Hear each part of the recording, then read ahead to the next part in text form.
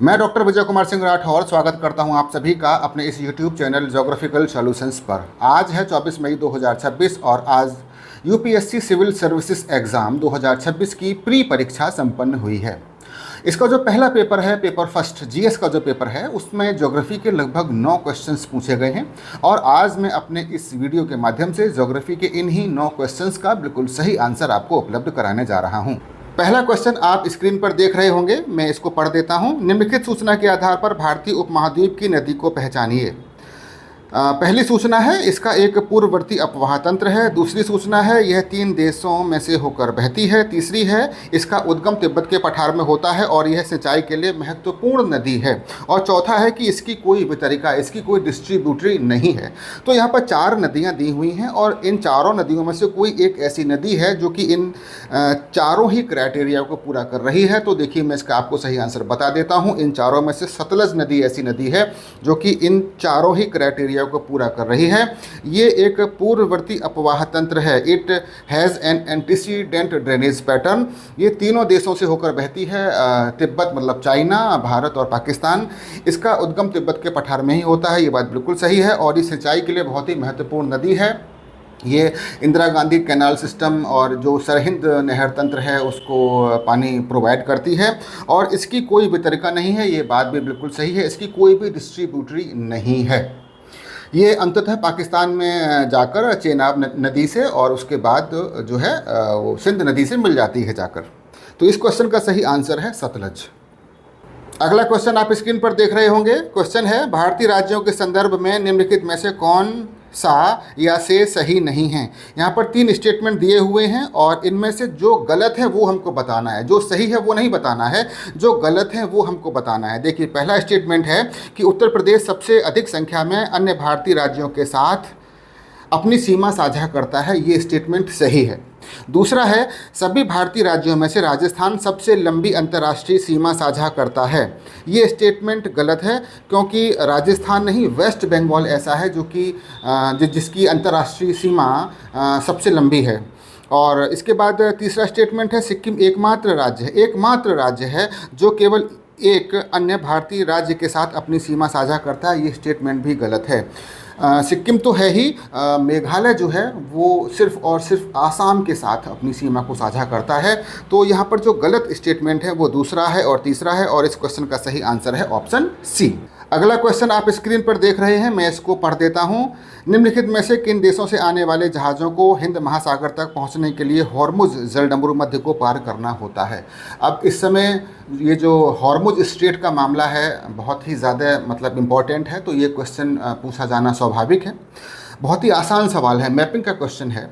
अगर आपने हॉर्मुज जलडमरू मध्य और ये जो फारस की खाड़ी है, अगर इसके आसपास के देशों पर ध्यान दिया है तो आपने देखा होगा कि इन चारों देशों में से सिर्फ बहरीन और कतर ऐसे हैं जो कि फारस की खाड़ी के अंदर हैं।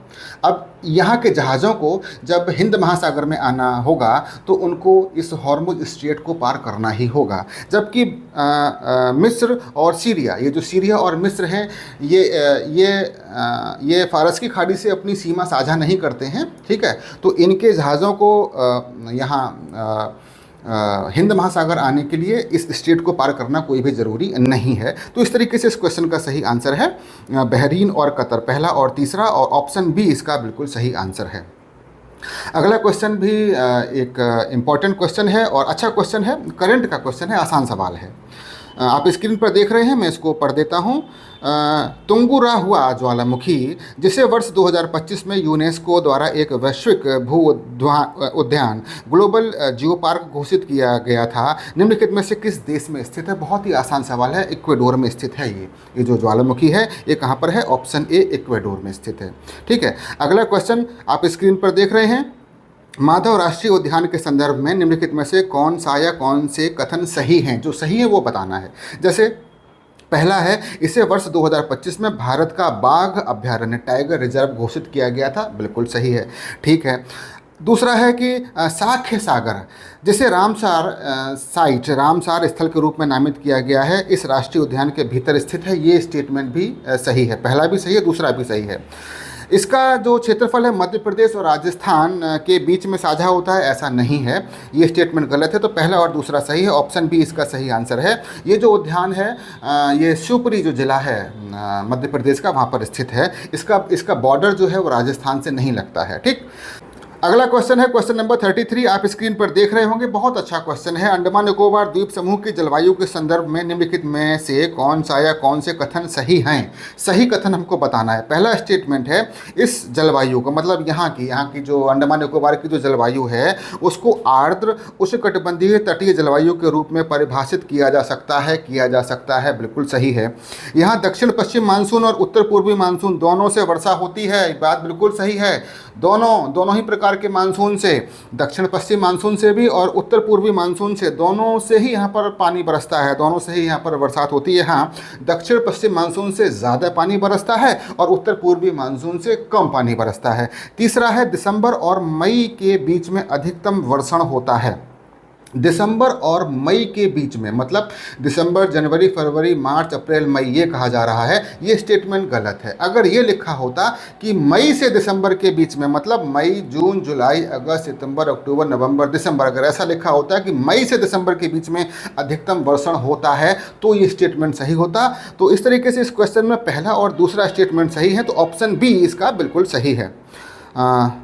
अगला क्वेश्चन बहुत ही अच्छा और आसान सवाल है, मैं इसको पढ़ता हूँ। निम्नलिखित में से कौन सा या कौन से भौगोलिक लक्षण अथवा परिघटना भारतीय प्रायद्वीप खंड से संबद्ध हैं या हैं? पहला स्टेटमेंट है कि विवर्तनिक क्रियाओं के कारण पश्चिमी तट के भागों का जलमग्न होना, ये बात बिल्कुल सही है। ये जो मतलब जो आपने पढ़ा भी होगा कि ये जो पश्चिमी तटीय भाग है उसका कुछ भाग जो है वो अरब सागर के नीचे जो है वो डूब गया है।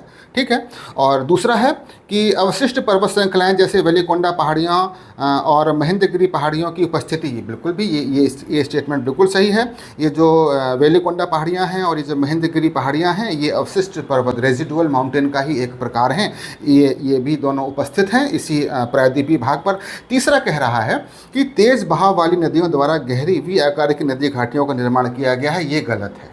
इतना तेज़ भाव नहीं होता है कि वी आकार की मतलब नदी घाटियाँ बन जाएं। चौड़ी यहाँ की जो नदियाँ हैं उन्होंने बहुत ही चौड़ी नदी घाटियों का निर्माण किया है। तो इस क्वेश्चन का सही आंसर है पहला और दूसरा स्टेटमेंट सही है, और इस तरीके से इसका सही आंसर है ऑप्शन बी। ठीक है, 1 और 2।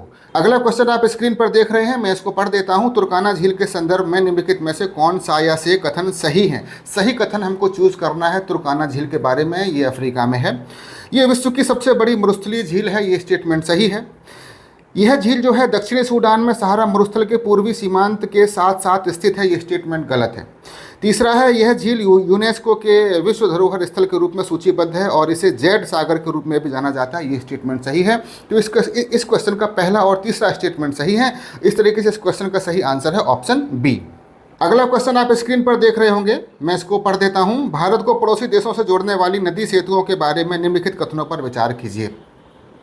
पहला है फेनी नदी पर निर्मित मैत्री सेतु, ये जो फ्रेंडशिप ब्रिज है, भारत के रामगढ़ को बांग्लादेश के सबरूम से जोड़ता है, उल्टा लिखा हुआ है। ये बात सही है कि फेनी नदी पर बना हुआ है ये फ्रेंडशिप ब्रिज, लेकिन ये भारत के त्रिपुरा के सबरूम को बांग्लादेश के रामगढ़ से जोड़ता है, तो पहला स्टेटमेंट गलत है। दूसरा है झूला घाट का झूला सेतु, सस्पेंशन ब्रिज, भारत को म्यांमार से जोड़ता है, गलत है। ये पिथौरागढ़ में स्थित है, उत्तराखंड के पिथौरागढ़ में स्थित है और बगल में है नेपाल, तो ये भारत को नेपाल से जोड़ता है, ये स्टेटमेंट भी गलत है। तीसरा है मेची सेतु और उसके पहुंच मार्ग, भारत के पानी टंकी बाईपास को नेपाल के काकरवेट्टा से जोड़ते हैं, ये स्टेटमेंट सही है। तो तीसरा इसमें स्टेटमेंट सही है, तो इस क्वेश्चन का सही आंसर होगा ऑप्शन डी। तो इस तरीके से आज मैंने आपको यूपीएससी सीएससी 2026 प्री एग्ज़ाम के पेपर फर्स्ट में जो ज्योग्राफी के क्वेश्चंस पूछे गए हैं उनके बिल्कुल सही आंसर उपलब्ध करा दिए हैं। आपको मेरा वीडियो कैसा लगा है मुझे कमेंट करके ज़रूर बताइएगा और मेरे चैनल को सब्सक्राइब कीजिएगा, शेयर कीजिएगा। धन्यवाद।